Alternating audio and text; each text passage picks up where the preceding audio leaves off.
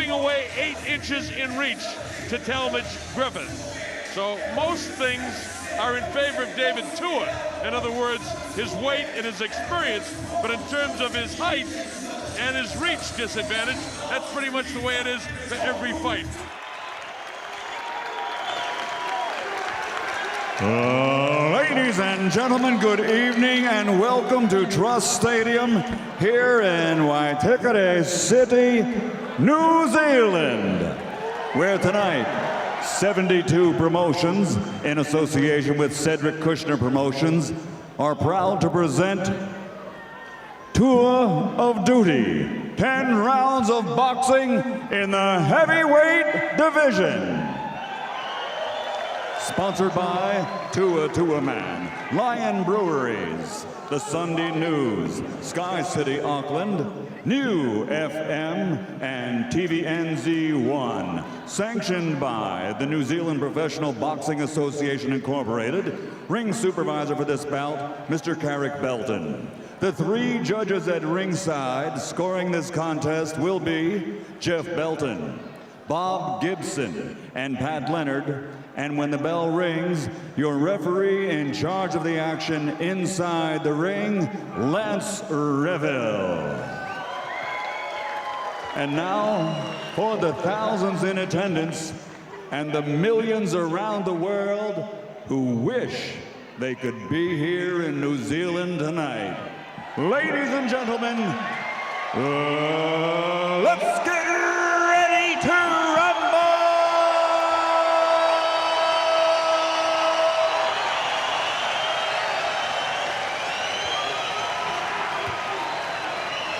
Introducing first, fighting out of the blue corner, wearing black with red. His official weight, 94 kilograms, or 206 3/4 pounds. He comes to the ring with an excellent professional record consisting of 22 victories, including 14 knockouts, with 5 defeats and 3 bouts even. Ladies and gentlemen, all the way from Colorado Springs, Colorado, USA, please welcome Talmadge Two Guns Griffis.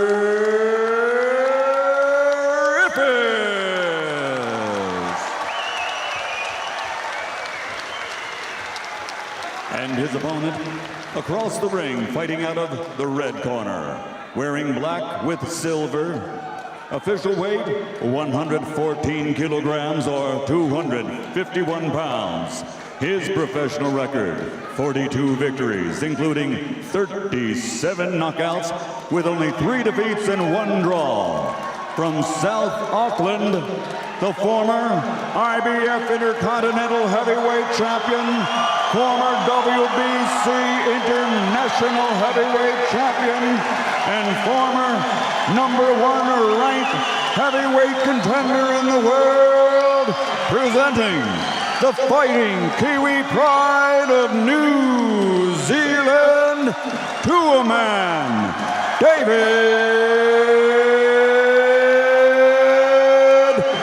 Tua.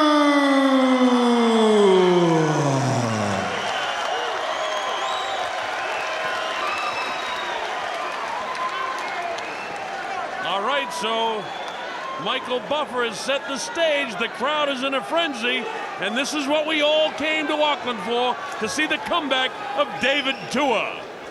You all know the history, the distractions of his contract problems, but that's all behind him now. Okay, boys, we're ready to go. From the change rooms. I'll say once again, obey my commands at all time. Touch him up. Good luck to both of you.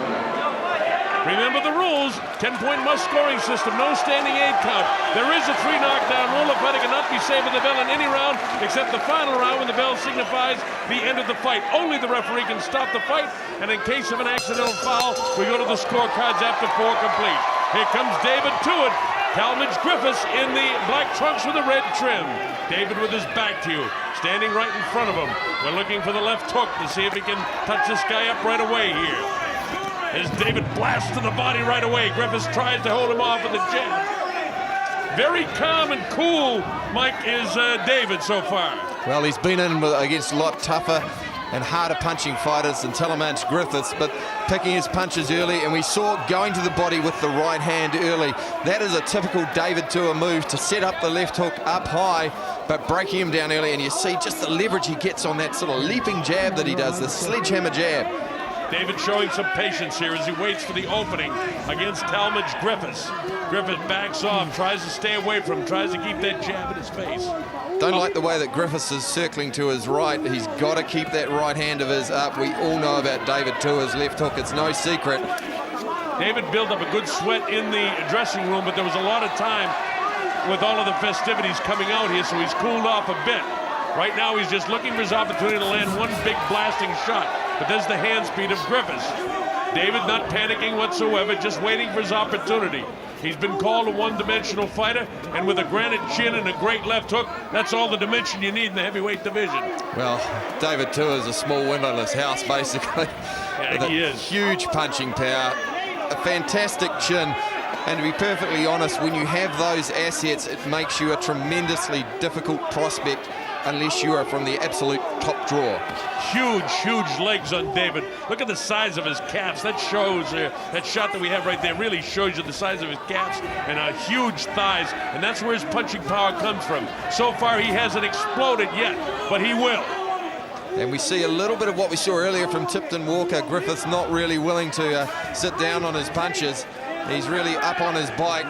A little bit different from how he said he might fight. Earlier he indicated he might go to war with David Tua, which wouldn't have been a good prospect anyway. No, a big mistake that would be, Mike. He's got to try and get David into the later rounds and hope that David is not in the kind of condition that we think that he is actually showing, that he's in fine condition to me so far. You don't see the jaw hanging down. We're only in the first round. David opened up a little bit with that. Griffith shows his hand speed. David just trying to set him up. He's walking one way, feints to the right, back to his left, looking to land the big shot, but he's patient here with 26 seconds to go in round number one. David hasn't even opened up yet. Well, we only saw the first hint of a left hook there from Tua, really measuring his man, trying to find the rhythm. Let's remember, David has been out of the ring for 2 years now, so he'll have a little bit of ring rust, just taking time to find his range, find out where his man is at, and gauge his rhythm. He's still looking to land the big shot because that's what his most powerful weapon is, and all he has to do is maneuver as the bell ends round one.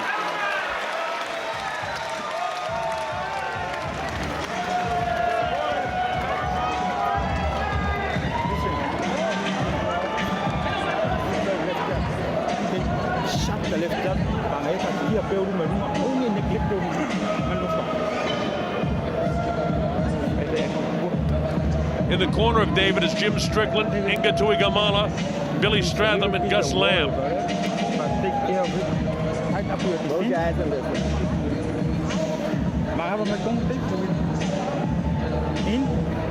Across the way now to Talmadge's corner.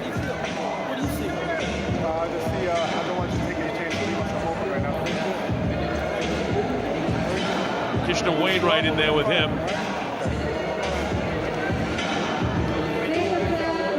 Kevin Lawler, his manager and sponsor, also in the corner with him. By the way, I gave that first round to Griffis because David really didn't do anything. All right, here we go. This is round number 2. Scheduled for 10 rounds, heavyweight division. It's the comeback of David Tua. Let's see if David is warmed up enough to open up here now, Mike. Well, already it's gone a lot further than people thought it might. To be honest, it's not necessarily a bad thing for David to do a couple of rounds. Well, I bet on a first round knockout. I've already lost. I have a lot of faith in David, though, before this is over. There'll be a knockout, folks. Don't you worry. I suspect the first really serious punch that he lands, and we've seen it against bigger and better fighters than Talmadge Griffis. You know what I love about knockout. Sorry, Mike. You know what I love about this, though, is the anticipation when it's coming in. You know, all through the call of even the Lennox Lewis fight, I was waiting and hoping that night. But here, I can almost feel it in my bones tonight in this exciting crowd here at Trust Stadium in Waitakere. Griffith's doing a good job so far. Just keeping his distance. And that, honestly, is the way he's got to fight him. It's not exciting yet. It'll get exciting when David decides to open up. But mind you, folks, David Tua is dictating what he wants to do. He's trying to maneuver this guy and get in position to land the shot. He can be conservative about how many punches he throws, because he doesn't need to outbox this guy. He needs to knock him out. Notice Griffith's right hand just drops a little low from time to time. David Tua may have an opportunity, particularly if he throws a jab, fakes the jab, and then comes around with the left hook, which is a very, very useful Tua combination. And if Griffith isn't quick enough, he will get clouted by the big powerhouse left hook of the Flying Samoan. I'm surprised that David hasn't hit him to the body, at least to let him feel the power, you know, to take some of the spirit out of him, take some of the heart out of Talmadge Griffis. David hasn't done that. He hasn't gone to the body at all. In fact, he hasn't done much of anything so far. He's waiting, waiting, waiting. There's the left hook, but that was kind of a pawing left hook from David. As Griffith's jab was a pawing jab, and as I expected, David can walk right through that jab anytime he wants. David should blast a couple of shots in the body. There's the left hook upstairs, but it doesn't catch enough of the jaw of Griffis. Caught Griffiths just moving away there on the angle. He wouldn't want to be drifting into it or even standing stationary. Just like to see David perhaps go to work with that right hand to the body and then coming upstairs. Make no mistake about it, that Talmadge Griffis is in a survival mode, and that's the way he should fight this guy. He doesn't want to mix with David. He wants to stay out here, never wants to enter the kill zone unless he's throwing, and then he better get out of there. And he's fighting a perfect fight so far because he's winning the fight. He won the first round based on activity, and he's winning the second round based on activity. Well, the book on David Tua has always been the same. It's no secret. David can be beaten and frustrated if you keep him on the outside, but very, very few fighters have been able to do that. And Griffis won't be able to keep him on the outside. When David dictates it's time to mix it up and he wants to go, he'll be able to come right through that jab. The bell ends the second round.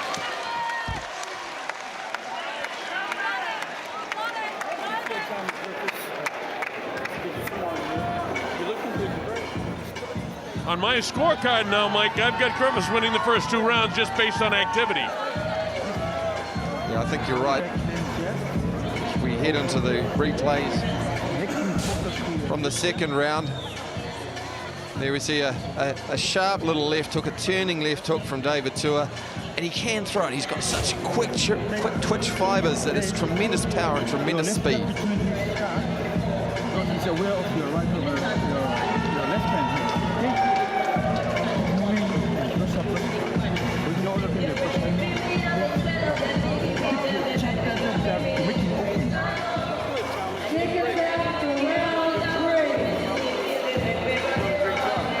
All right, we're coming up to round three. The Colonel Bob Sheridan here with Mike Engove. Hope you're enjoying it. David Tua hasn't opened up yet, and Talmadge Griffis is fighting exactly the way he should. If he has any shot at beating David Tua, he's got to fight exactly the way he's fighting. It's his fight now. He's dictating the way he wants it to go. And now he opens up a little bit more with the right hand. David trying to close the gap, trying to get in there. It's not necessarily a bad thing for David if Griffiths does start to open up. If Griffiths starts to get brave and stand there and trade with Tua, he will come off second best. Oh, for sure. For sure, but at some stage, I mean, if he wants to win the fight, he's got to throw some shots, he's got to close the gap, and that could be lethal for him at the same time. Right now, Griffis is just flat outboxing David Tua, but a lot of guys have been able to do this. Well, tactics are all well and good, and outboxing someone's all well and good until you get hit and starched. David trying to cut him off, trying to force him into the corner, but Griffis able to box around him, moves around to his right. He's fighting a perfect fight right now as Griffis. That's exactly what he wants to do. A bit more urgency from Tua there. He's just moving a little bit more actively to cut off the ring, a little bit more proactive, bridging the gap, a bit more speed of feet from David. David's sneaking in on him right now. It's very subtle, but he's sneaking in. You can see the way he's moving his head, that he has more of an adrenaline flow. There's the left hook. He let it fly that time. Just caught a piece of the nostril of Griffis. David wants to throw the right hand now. He's been working a lot on that, but we haven't seen it yet. No body shot so far by Tua. We're in the third round. Tua stalking Griffis. Griffis fighting the perfect fight to this point, holding off the big, powerful Samoan, fighting out of Auckland, New Zealand. David, once ranked #1 in the world, many feel he can be world champ, including myself.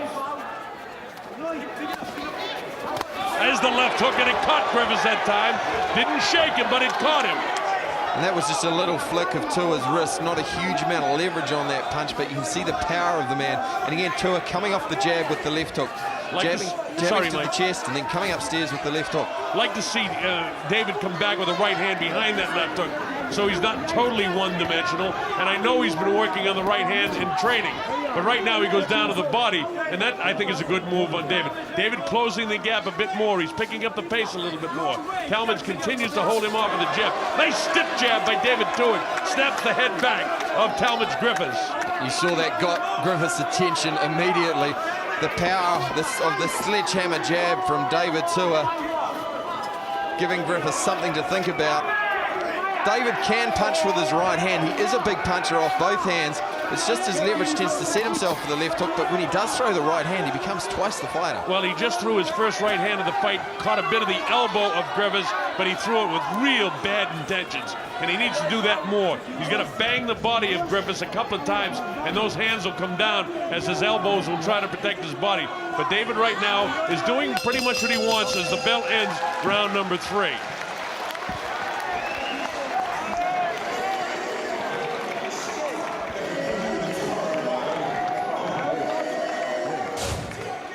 Here we are looking at the replay there. David Tuitt just slipping the left jab, slipping the jab of Griffiths, coming back with the left hook, and there we saw the second left hook just catching Griffiths on the point of his chin. Now we drop into the corner of David Tuitt.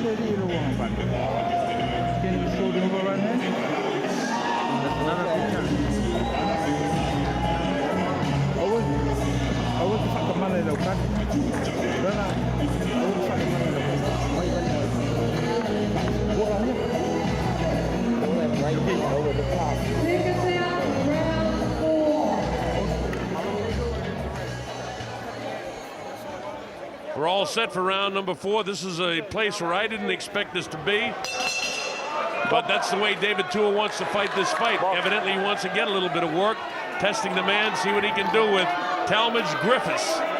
Griffis I have out in front by 1 round right now. I gave him the first 2 rounds. I gave David Tuitt the 3rd round. So Griffis is leading after 3. Just like to see David just slide across with his right foot a little bit more, leverage, throw the right hand and set up the left hook. Now there's no question about the power and the concern for the power that Griffis has. David trying to maneuver him in a position to blast him to the body with the right hand and land that left hook. And David, again, you can see in the movement in his upper body and in his head that he wants to kind of pick up the pace. Loads up the left hand, and that time he threw the right hand behind it and caught a good part of the body of Griffis. Well, that was good work from Tuitt. Didn't just throw the single punch. Came back with the right hand, and that's really the trick for David Tuitt. Has to throw in volleys. Yeah, that's a nice switch up, something I haven't seen. There's the left hook again, backs off Griffis. So David wants to pick it up here in round 4. And, you know, when you see his head moving back and forth, Larry Holmes is a guy that fought like that, too. Start seeing that head move back and forth. You know he wanted to pick up the pace. That's the feeling I get in the eyes of David Tuitt. There's just the sense of inevitability about this fight. David Tuitt seems to be controlling the rhythm, controlling the action. And just when he wants to pick it up, he can hurt Griffiths. Well, Griffiths is not doing the boxing he did in the first 2 rounds. He really looks like a kind of a deer in headlights right now. He doesn't want to get clipped by the heavy shot of David Tuitt. And see, now he's making a mistake. He flattens out his feet. Now he throws the punch and gets David back out of there. But he cannot allow David to back him into the ropes and stop. As soon as he feels those ropes on his back, he better slide down the ropes, because it is just a matter of time before Tuitt catches him. There's the left hook. And he's back up against the ropes again. David touches him up with the left hand. Just measuring with the left hand. He's not really planning the jab. He wants to throw the right behind it. He's closing the gap. He misses with the left hook that time.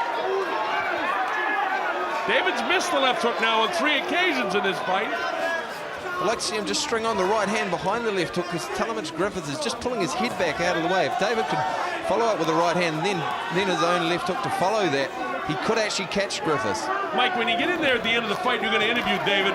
Should he knock him out? Ask him if his fight style was to just get some work in and test and maneuver him around. I'd be interested to know that, because he's fighting like a guy that wants to pick up the pace now, but almost like he was toying with him like a cat with a mouse in the first couple of rounds. Caught a good piece of him that time.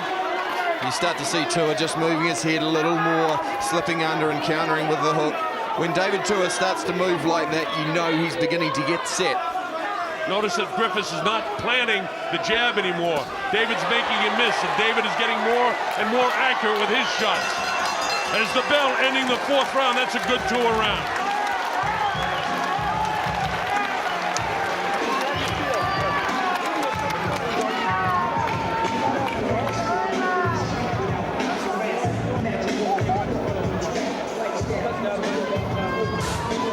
Here we look, David Tua just swinging wildly with the left hook.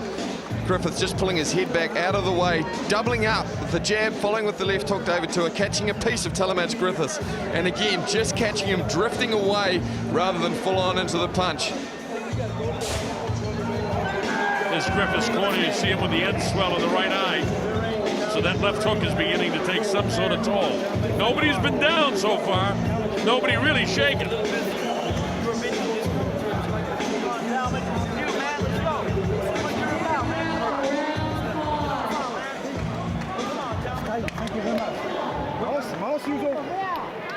Here we go, round 5, Trust Stadium, Waitakere City and West Auckland, New Zealand. The Colonel Bob Sheridan with Mike Angove. Our principal is, of course, David Tua from right here in New Zealand via Samoa against the American Talmadge Griffis, a journeyman fighter who's hanging in there through 4. We're in the 5th round. Talmadge trying to get his jab out there. It's not an effective jab because it's not holding David Tua off. Tua loads up the right hand, crushes to the left side of the cheek of Griffis. That caught a piece of him. Nice piece of him, Mike. Nice work from Griffiths to get out of the corner though, but certainly David Tua through the right hand, just still not quite leveraging it right. He's a little bit flat-footed on his heel. And again, you notice Griffis, instead of stepping up into his jab, he's jabbing and backing off. That's a defensive jab. That's not an offensive jab where he's trying to set up his right hand behind it. David knows that. He wants to come right through that jab. And also, I get the feeling in my mind that David's had enough of messing around with this guy. He'd like to finish him off here. There's the uppercut. There's the left hook. He's got him staggered. He's got him staggered just a bit. The right hand. Griffis tries to fight back. Is it a mistake? I don't know. He gets away that time. Well, he was certainly wobbled, Talmadge Griffiths. He has felt the power of David Tua for the first time, and there he doubles up again with the left hook. All right, David now wants to finish him off here in the 5th round. He's had enough of monkeying around with this guy. Let's see if he can do it. There's the left hook. Crunches to the right side of the skull again of Griffis.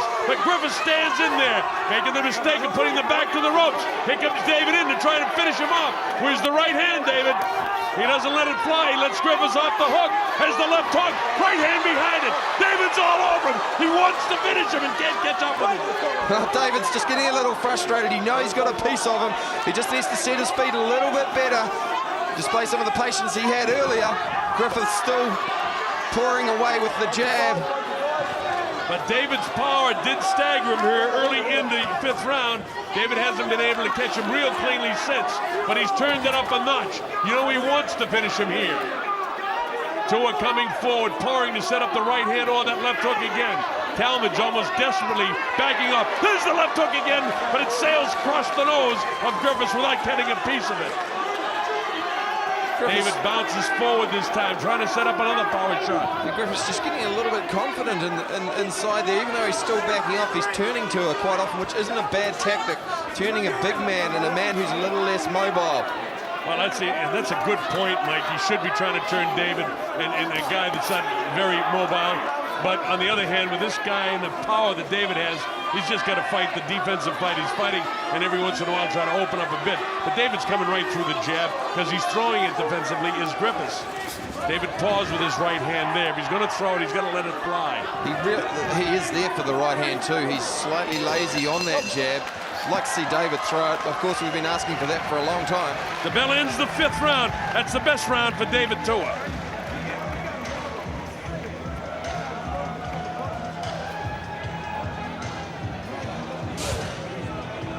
Fifth round's a good round for David Tua. There we see him just backing him up, faking with the left uppercut, clipping him with the left hook. Griffiths' hands all of a sudden come up high. He's felt the power. The right hand over the top. And there we see Griffiths again clipped over the ear with the left hook of David Tua. And just David just getting a little bit frustrated there. Just losing his balance as he chased Griffith across the ring.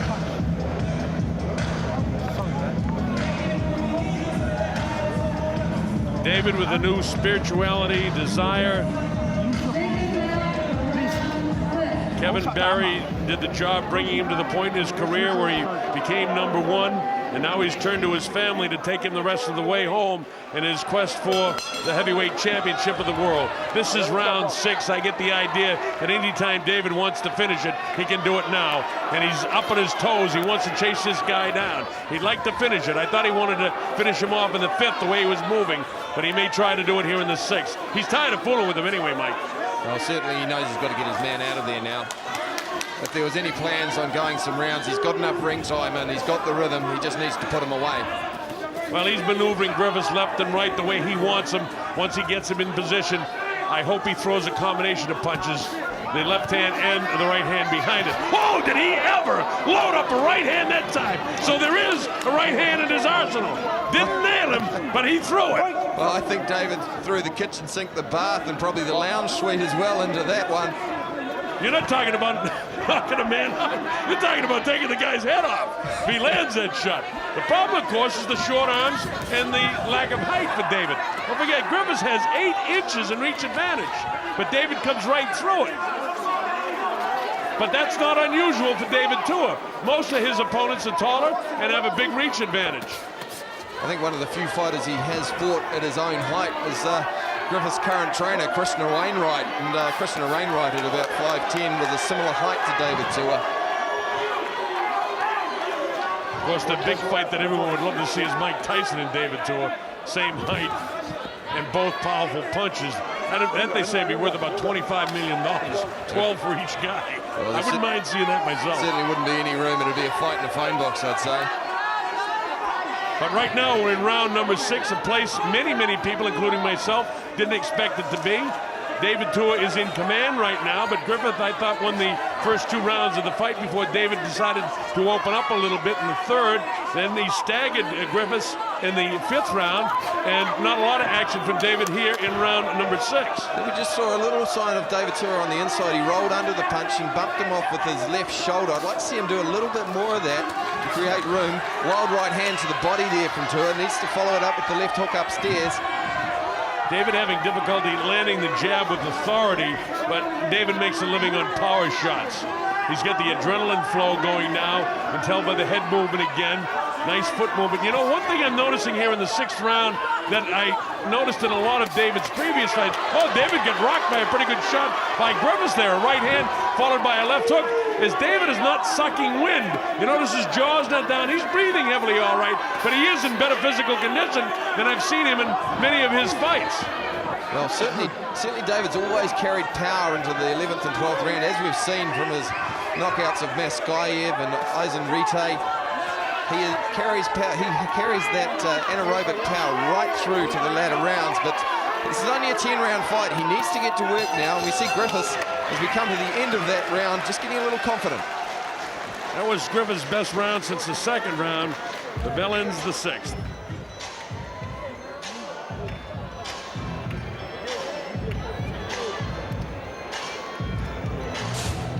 Here we have a look at David, just setting up now, just setting up Griffis for something, and there we go, the kitchen sink, the bath, and probably the car as well, and a nice right hand left hook that momentarily looked like it wobbled David Tua from Griffis.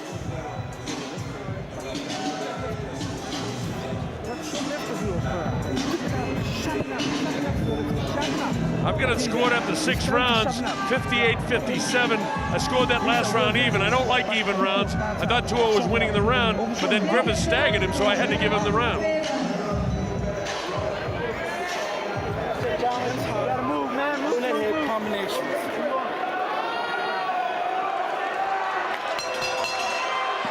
As we head into the 7th round, we heard Krishna Wainwright saying to Griffis, you got to move, man, move. And that's the book on David Tua. He has to keep moving. As soon as he stops, he becomes a target. David trying to pick up the pace now. You see how quick he is on his feet right now. He doesn't want to drag this thing into the 8th, 9th, and 10th round. He wants to take this guy out soon. And he really needs to make his impression on the world scene. He's got to try to finish this guy off now. The jab won't hold him off. David can come right through that. but I think he needs to blast some more shots to the body, soften Griffis up a little bit more, and then try to finish him off. You just see David just a little bit off balance, probably signs of being out of the ring for a little while. Just on occasion, he's caught off balance and not in a position to throw a counter shot. He's making Griffis miss on occasion, but really when he does that, he needs to come back with something. And balance, you're right, Mike, is so key in every sport, not just boxing. In every sport, balance is a big key. And David, when he throws his left hook with a lot of power, in the case tonight, his right hand, you saw him fall forward and almost go through the ropes there a couple of rounds ago. But David, he's fooling around with his jab of Griffis. He should just come right through it. And he's got a blast to the body. David's been short with his jab. He can't seem to out-jab this guy because he does have an 8-inch advantage in reach, and Griffis is jabbing and moving. But it doesn't measure well for David, by the way, you know, to be just doing so-so against a journeyman fighter. I want to see him blast him out.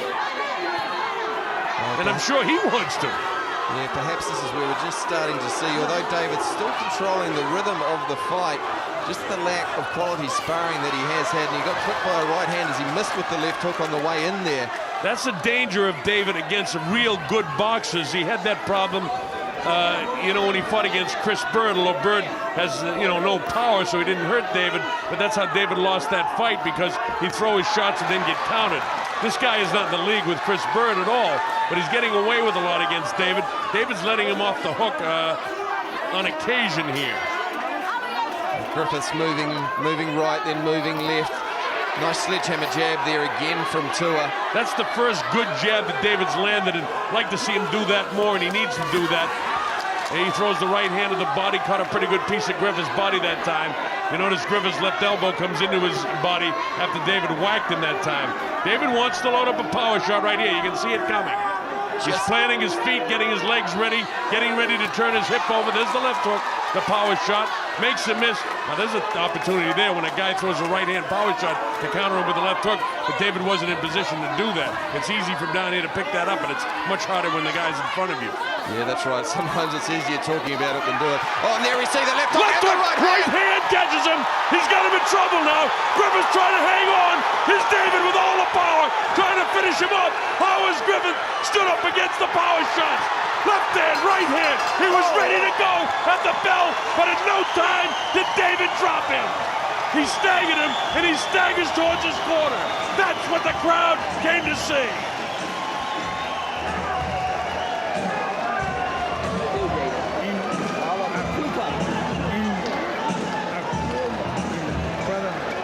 Here we come as we look towards the end of that round. David Tua had been tracking him down for so long. The sledgehammer jab, doubling up on it. And here we see again, coming over the top, we'll have the left hook there. Right hand just missing. Griffis turning him into the corner. And the right hand, the first right hand of the fight. Left hook. Left hook again. That's the one that did the damage in the right hand. And he's really wondering where his legs are right now. David Tua just trying to create some room. Griffis fighting in there, every ounce of his being trying to keep him up as we look towards David's corner in Tuigamala. Well, now David's going to jump right on this guy. 1 minute isn't enough to recover from those heavy blows in the last 20 seconds of the 7th round. Here we go to round 8. Now, has David got enough gas left in his tank to finish this guy off abruptly here in the 8th round? Because Griffis is definitely in survival mode right now. Backing off, backing off. He's not even throwing out the jab. Now he paused with the jab, continues to back off. David wants to put some pressure on him and try to finish him off right here if he possibly can. Well, that was the thing earlier. I said Griffis is just starting to grow in confidence, and sometimes when that happens, you get careless. He got careless and got clipped. But David just not really jumping on him. I'd like to see him do a little bit more here. Well, he's showing a bit of patience to me here. He may know in his own mind, look, I can take this guy anytime I want now. So he wants to line him up for the big, powerful shot. But you know something, Mike? With the good left hooks in that last round, it was the right hand that really hurt Griffis. But luckily for Griffis, the bell really saved the effort of David Tua because he was going out. Well, I think he was pretty pleased to hear the bell, the ringside bell, rather than the bells ringing in his head, because he was certainly clipped and wobbled. And still, he's got a little bit of the deer in the headlights look even now. David Tua slaps away the outstretched right hand of Griffis. David is filled with confidence himself. Has a nice half uppercut, a half uppercut inside. He caught him with that shot and bounced the head back. And I think Griffis, even there, we just saw his knees buckle momentarily. That's the power of Tua, starting to track his man down. That came from a new point. I like that. It kind of came from his hip with the uppercut motion instead of the strict left hook. And David has got to do more of that too, Mike. He's got to throw those punches. There's a right hand lead. I like that. That can be very effective for David when he puts that in his arsenal. Here's a mistake being made by Griffis. He's getting brave now. He wants to exchange with David. That's suicidal for a fighter to exchange with him here. I know he wants to win the fight, and he's got to land some punches to do it, but he's got to do it by jabbing and boxing and not exchanging on the inside with David. Well, talking to Krishna Wainwright before the fight, that was his worry, that Two Guns Griffis would actually follow his natural instincts, which is to blast away with both hands rather than stick to the plan. And we may be seeing that once he gets hit, once he gets a little bit of the adrenaline flowing, he wants to get in there and mix it. Let me tell you something, this is a big step up in class for Griffis. He hasn't fought anybody in the caliber of David Tua, and he's not making a bad show of himself at all. Don't forget, he's 22-5 in the heavyweight division, but hasn't fought any really, really good heavyweights like a David Tua, and he doesn't look too bad. He's hanging in there. He's only trailing in my scorecard by a couple of points here, and we're in the 8th round already in a scheduled 10-round affair. David a little frustrated about the fact he can't catch up with the guy right now. He's trying to hunt him down. Griffith fighting exactly the way he should, trying to hold Tua off. Tua comes forward, stalks his man. There's the right hand, caught him on the shoulder though. Just a little bit wide on the punches, David Tua. Just gives Griffiths enough time to see the shots, turn his shoulder away from them, just to take the sting out of the power. And the bell ends the 8th round.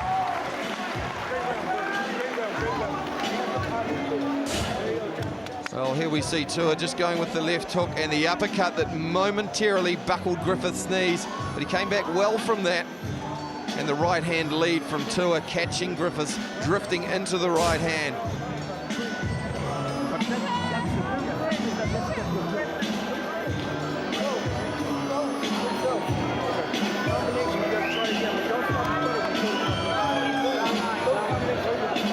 So Griffiths was staggered in the 5th. He rocked Tua in the 6th. Then he was staggered himself with a 3-punch combination of hooks and right hands in the 7th. And then that uppercut that Mike just described for you in the 8th. And Tua is out in front of this fight 78-75. But believe me, David doesn't want to win this by unanimous decision. He wants to knock this journeyman fighter out. For Griffiths, this is a turning point in his career if he could go the distance with David Tua. There's no disgrace for him to go 22-6 with a 10-round loss to David Tua, and that may be his mindset right now. Certainly he'll secure himself a couple more paydays as the man who went the distance with Tua, but that's yet to happen yet. And a left hook that did start to land cleanly there just went over the top of the glove. Now I get a sense of urgency again from David. I see his head movement. I see him trying to work on the inside. I see him walking through the jab of Griffiths, whose jab is now and has been for the past couple of rounds a very defensive jab. And David looking to land power shots. He throws kind of a tentative right hand, but there was nothing tentative about the left hand. It just didn't catch him flush, and Griffiths, as a matter of fact, countered right back with a right hand of his own. Now look at Griffiths getting brave as he pushed Tua off. Digging two-handed to the body, but with David throwing the right hand, it set up the left hook. Another significant factor is the conditioning of Tua. He's not sucking wind in the 9th round. He's breathing comfortably. He's a little gassed, but there's a lot of power here in the late rounds of David Tua. He's in good physical condition. His timing is just slightly off, and that could be the 2-year layoff. I didn't think it would make any difference for David because of him being, the dimensional fighter that he is with the left hook. I've seen more right hands, which I like. But I just expected he'd eat up this journeyman fighter who has gotten brave as this fight has gone on. Kind of like Leon Spinks against Muhammad Ali in the first fight. Well, we talked about that in the press conference as well. Leon Spinks in that first fight, and there's a left hook. I think that wobbled Griffiths momentarily there. He certainly looked starry-eyed. Yeah, he's starry-eyed all right, and his heels are very heavy. David may have caught a bigger piece of him than we thought there, Mike. He looks very heavy in the heels right now. His knees seem to be all right. He's hanging on to David. Lance Revel really hasn't had to do too much to separate these guys. They've been winging away pretty good. By the way, this is a very entertaining heavyweight fight. A very good pace, a fast pace, and that again goes to the credit of the conditioning of David Tua, which is noticeable from my standpoint watching David this fight. That time, Griffis blocked the left hook of David. As I said earlier, if Griffis starts to get tired and try and fight on the inside, that may not be to his advantage against David Tua. His range will go, and he opens himself up to make a mistake. The problem is he can't, fighting defensively like this, win the rounds. He's only 3 points behind. He needs to win this round, and he's not going to win this round because David's landed too many shots. There's a nice stiff jab by David. Where's the right hand behind it, though, David? You got to think of punches and bunches, and David, throws an awful lot of single punches throughout the course of his career. Tonight, when he threw the left hand and then the right hand behind it, was a right hand that really staggered Griffis back in the 7th round, and as well as in the 5th round. I think David is just starting to eat him up a little bit. The thing about David that you often don't realize, he does throw hard upstairs, but downstairs, if you come to the end of that round, he also has some sting. So 9 is in the book.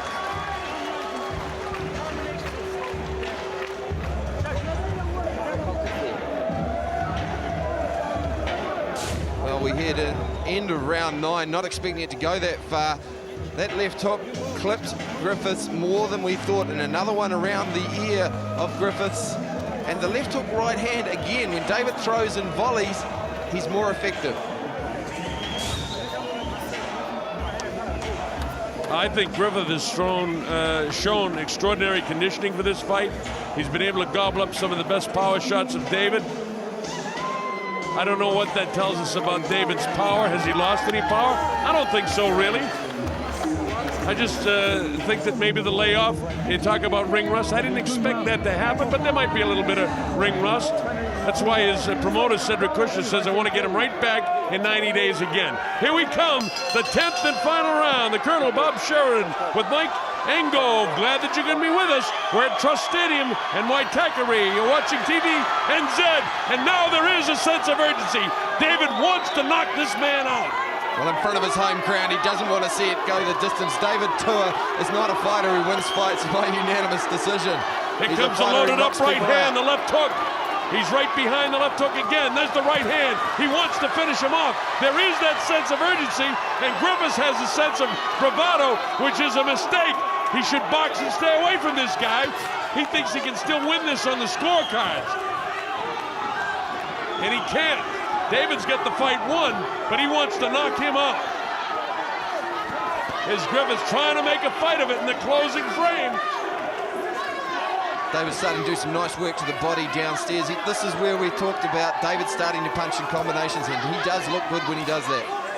And again, the important factor, even if it does go the distance, is his conditioning into the 10th round of this fight.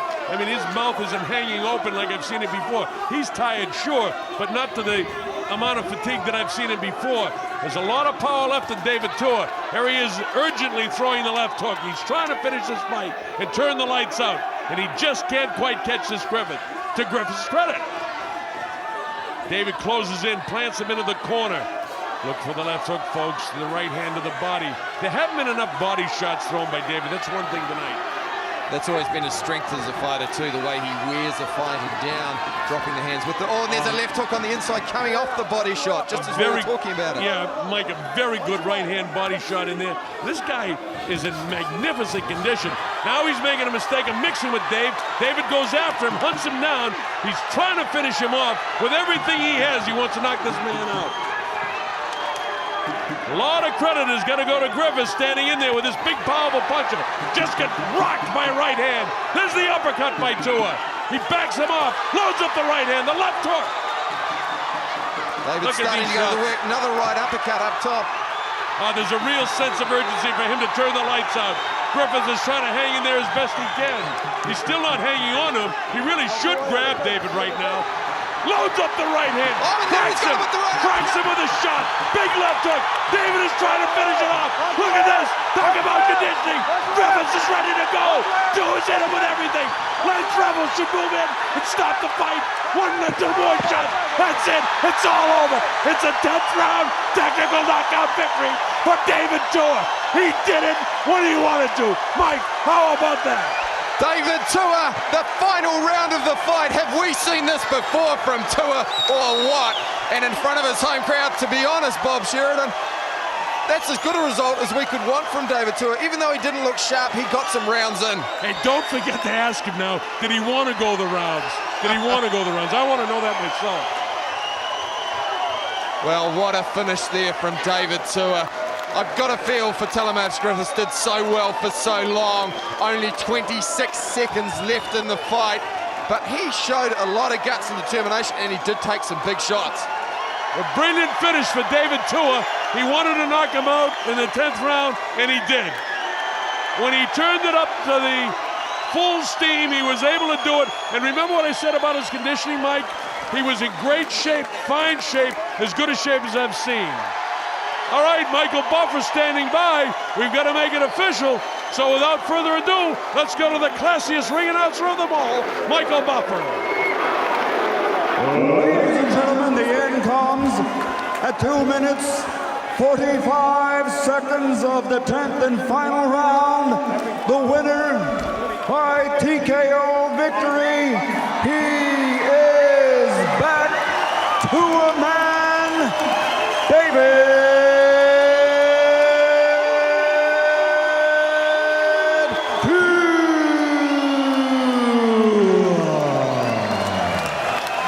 Question marks as the fight went on, but it ended in a brilliant victory for David Tua. It came like a bolt out of the blue. At about 2:45 of the 10th and final round, when Tua decided to turn the lights out, he did it. And Lance Revel didn't want him to get hurt. Applause for the game effort for this young man from Colorado Springs, Colorado, USA, Talmadge Griffis. An extraordinary effort by Talmadge Griffis, whose stock in the heavyweight division has gone way up tonight. You're going to see Talmadge Griffis more. If he can last into the 10th round with a big banger like David Tua, Talmadge Griffis, who moved up in class tonight to fight David Tua, will get an opportunity against more ranked heavyweights, which I'm quite certain will get him ranked. That was a brilliant effort by Talmadge Griffis against one of the heaviest bangers in the entire sport of boxing. Now my man Mike Engove has gone in there, and momentarily he will have David Tua.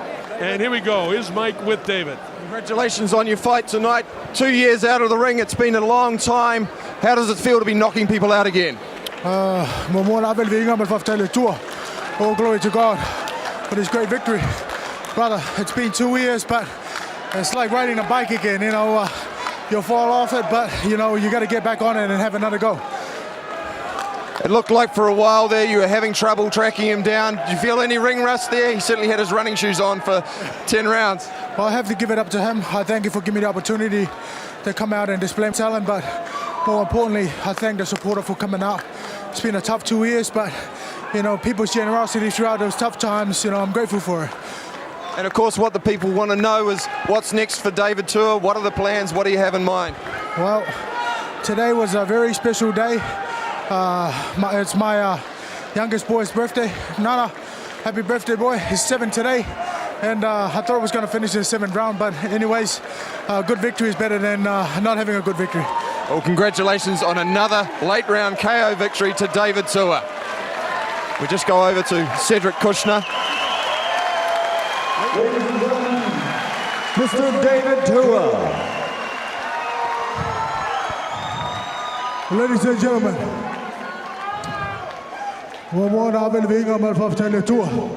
first and foremost, I'd like to return all the honor and glory to the Almighty God, that even though the brother went down in the 10th round, but he wasn't seriously hurt. So let's give him another round of applause, please, ladies and gentlemen.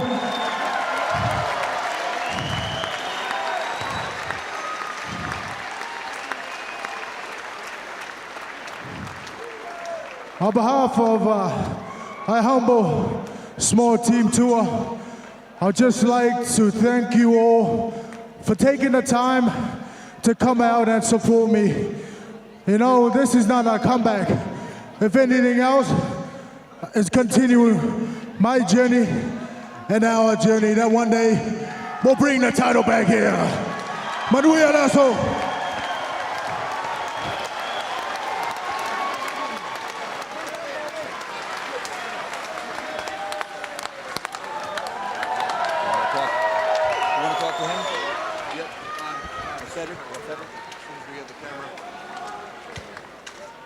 That's David's wife, Labina, there in the green dress. Of course, she's thrilled.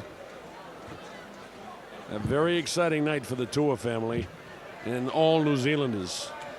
And I'm sure you folks watching around the world who may have been tuned in, as I thought, in a first and second round expected knockout. This man, Talmadge Griffis, remember his name because you're going to see more of him. His stock went way up in the heavyweight division tonight. A brilliant effort by Griffis against the heaviest hitter, perhaps still in heavyweight boxing today. David Tua is back. Now we're trying to get an interview with our promoter, Cedric Kushner, and momentarily Mike will try to get a hold of Cedric and we'll try to get that interview.